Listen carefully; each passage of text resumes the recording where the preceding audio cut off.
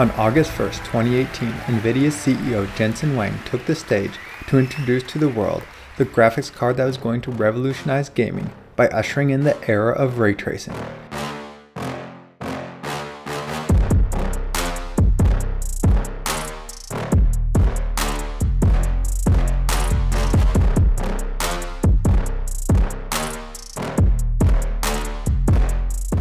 This GPU was the RTX 2080, and 1 month later, on September 20th, 2018, it was released, bringing ray tracing to gamers for the first time. 10 years in the making, the GeForce RTX 20 series, computer graphics reinvented. While the RTX 2080 stunned audiences with a real-time ray trace Star Wars scene that was running at a cinematic 24 FPS, little did those new users know that it was foreshadowing their in-game ray tracing frame rates as well. That was 5 years ago, and with the launch of every new GPU generation, we have been promised that not only is ray tracing improving, but it's improving faster than the Raster performance. For rasterized games, Ada is up to 2 times faster, and it's 4 times faster for ray-traced games. So how far has it really come compared to the Raster performance? And is it enough? I have a day one release Zotac Gaming RTX 2080 based on the NVIDIA reference board, and fittingly enough, also a Zotac Gaming RTX 4090 based on the NVIDIA reference board here as well. So we can see how the first ray tracing card stacks up against the best, and how much gains we have made along the way. We will compare 10 ray tracing games, starting with 3 of the first ever to be released, looking at a few mid-cycle games, and ending with a quartet of 2023 games to see if there's any trends across the years we can suss out. And we will even look at some 3D Mark scores, just for funsies.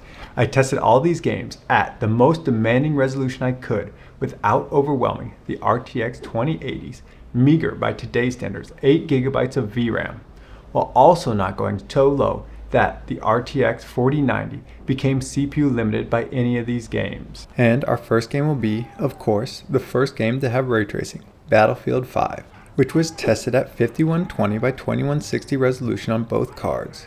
Geez, those are some different size bar graphs. Now, let's see how different. First, checking out the Raster performance, we see that the 4090 is 3.3 times as fast, or 229% faster than the 2080.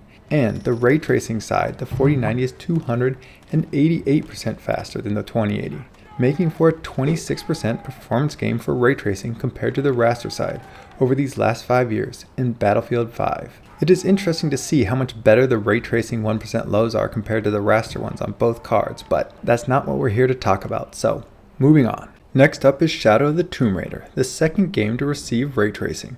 Tomb Raider was tested at the 5120 by 1440p resolution on both cards. With an even more lopsided bar graph than even Battlefield had, we see the Raster performance of the RTX 4090 is 346% faster than the 2080, and the ray tracing performance is 503% faster than the 2080s, making for a 45% performance gain in ray tracing over Raster over the last 5 years in Shadow of the Tomb Raider. Our next game was the ray tracing poster child for the 20 series generation, Control, which was tested at 3440 by 1440 resolution on both cards. Here we don't see quite so significant of an overall performance gain, but the RTX 4090's Raster performance is still 177% faster than the 2080, with ray tracing performance seeing the RTX 4090 183% faster than the 2080, making for only a slim 4% performance gain for ray tracing over the Raster performance for the last 4 years in Control. Getting into some of the mid-gen games, we have Guardians of the Galaxy, which is played at the 5120 by 1440p resolution on both cards. Here we see the RTX 4090's Raster performance is 187% faster than the 2080, while its ray tracing performance is 288% faster than the 2080s, which makes for a 54% improvement in ray tracing performance over the Raster performance in this game. The next game is Forza Horizon 5, played at the 3440 by 1440p resolution on both cards. With this game, we see the RTX 4090 getting 350% more performance than the RTX 2080 does. The ray tracing results see the 4090 with a 424% performance increase over the RTX 2080, making for a 21% greater performance increase for ray tracing performance over Raster performance in this game. Next up is Fortnite using the Unreal Engine 5 Lumen ray tracing, which is going to be a very important ray tracing system moving forward. This was tested at 3440 by 1440p resolution on both cards. The raster performance sees the RTX 4090 205% faster than the RTX 2080, and the ray tracing performance sees the 4090 233% faster than the 2080, making for only a 13% better performance increase for ray tracing than raster in Fortnite. Now we are getting into our 2023 games, and things are going to start getting a little bit wacky, as these games push the RTX 2080 to its memory and rendering limits. Our first 2023 game is Forspoken, where the RTX 2080 has absolutely no chance of getting the game to fit into its 8GB of VRAM, even at resolutions below 1080p. This game does play well with VRAM overflow though, since it's a direct storage game and can stream assets from my Samsung 990 Pro very fast. Here we see the RTX 4090's raster performance is 294% faster than the 2080, but its ray tracing performance is only 281% faster than the RTX 2080, making the RTX 4090 relative ray tracing performance 4% slower than its raster performance, for the first negative result we have seen. The next 2023 game is Star Wars Jedi Survivor, played at 3440 by 1440p resolution on both cards. Here we see the raster performance of the RTX 4090 is 256% faster than the RTX 2080, but the RTX 4090's ray tracing performance is only 208% faster than the 2080's, making the ray tracing gains 19% less than the raster performance gains in this game. The next 2023 game is Forza Motorsport, where again we see a game that the RTX 2080 is lacking the VRAM for high resolutions and would need to go down to 720p to be unconstrained. But this game is very CPU intensive, and the raster performance will see CPU limited performance if we go that low. In the same respect, the 4090 needs to be run at the highest resolution not to be CPU limited, so I've decided to test the RTX 2080 at 3440 by 1440, which is the highest resolution it can manage before both raster and ray tracing performance becomes broken. And the RTX 4090 will be tested at 5120 by 2160p to ensure no CPU bottlenecking. Here we see the raster performance of the RTX 4090 is still 114% faster despite the resolution difference, but the ray tracing performance is a significantly higher 283% faster than the RTX 2080, making for a massive 149% improvement in the ray tracing performance over the raster performance for the RTX 4090. Our final 2023 game is Cyberpunk 2077 Phantom Liberty, where we will be seeing how both ray tracing and path tracing stack up.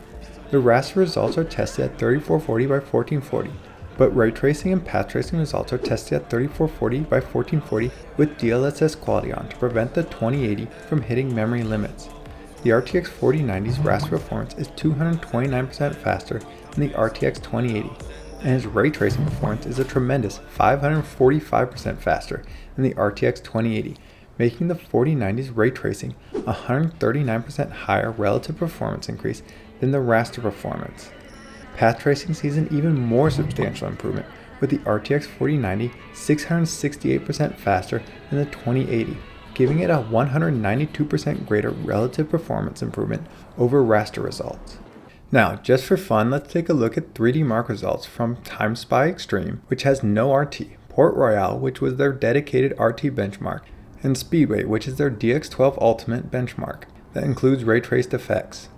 The 4090 sees a 290% higher performance in TimeSpy Extreme than the RTX 2080 does, while in Port Royale, the RT benchmark, the 4090 gets 323% faster performance than the 2080. This shows Port Royale benchmark scaling up to 11% better than the TimeSpy Extreme benchmark does, gen over gen. Speedway gives the RTX 4090 a 365% faster performance than the RTX 2080, making Speedway scale 26% better with the 4090 than TimeSpy Extreme does. So, what does it look like when we average up all 10 games? Well, we see the RTX 4090's raster performance deliver 229% better frame rate than the RTX 2080, with the 4090's ray tracing results delivering 307% better performance, making for a 34% higher increase in ray tracing performance compared to raster performance. Since there's only one path tracing game, this will hardly be representative, but the RTX 4090 gets 668% more performance than the RTX 2080 when path tracing, making for a 192% increase in the path tracing performance compared to the raster performance increase. I have to tell you, I was a bit floored by the game-to-game variability in these results. I was expecting to see a clear trend line, with the games that saw the biggest dip in performance from turning on ray tracing having the biggest gains compared to raster. But at best, we see a muddied trend line in that direction. One thing I never expected to see was negative scaling, and not only in one, but two 2023 games. There are a couple things these games do have in common. One, they're extremely intensive on the raster side, and two, they see very minimal drops when turning on ray tracing. The RTX 2080 only lost 17 and 12% performance when turning on ray tracing these tiles, meaning that the room for improvement for the RTX 4090 was already very limited, but negative scaling was still a surprise.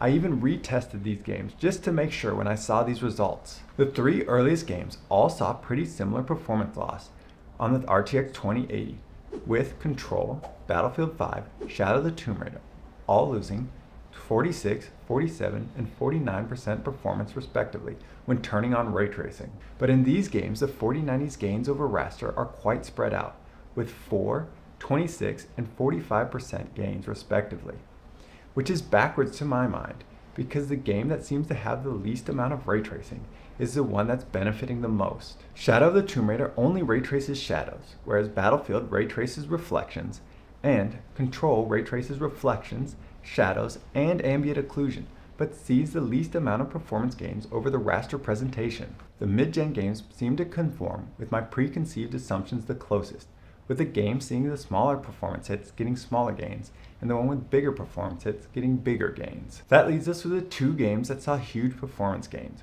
Forza Motorsport, which is just too much game for the poor RTX 2080, and it's hard to tell if the gains are truly from ray tracing performance improvements or if it's other factors in the card. Finally, that leaves us with the poster child for ray tracing, Cyberpunk 2077 Phantom Liberty. Here I'm more inclined to believe that all the ray tracing increases are truly from ray tracing performance and not other factors. Though I do know that Nvidia gave the 4090 special love and attention getting it to run as well as possible in this title, where I doubt the 20 series saw the same kind of love. Now that we've talked about each performance bucket, let's talk about the overall performance. Across our 10 games, we're seeing an average uplift over the raster performance of 34%, and while I would like to see better, it's definitely not nothing. It's nowhere near enough to wipe out the deficit to raster, but it does mean that if you had a card that could do 60 FPS in raster and 30 FPS in ray tracing, that if you upgraded to a card that was twice as fast in raster performance, you would be getting 120 raster performance, but 70 FPS for your ray tracing performance, which that extra 10 SPS is going to be a very nice cushion for you to have in a situation like this. Ray tracing is showing up in more and more games and is no longer being quarantined to an extra special option you have to manually turn on. It is now being included in the standard ultra and even high presets on games, so many gamers will be turning on ray tracing without even realizing it.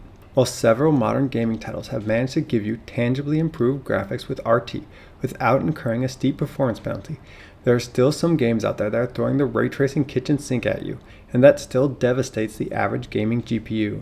Ray tracing is only going to become more and more important in the future, and while we have some moderate RT performance games, that will need to accelerate, otherwise anyone but the wealthiest gamers will feel that no new GPU they can afford can deliver a satisfying frame rate.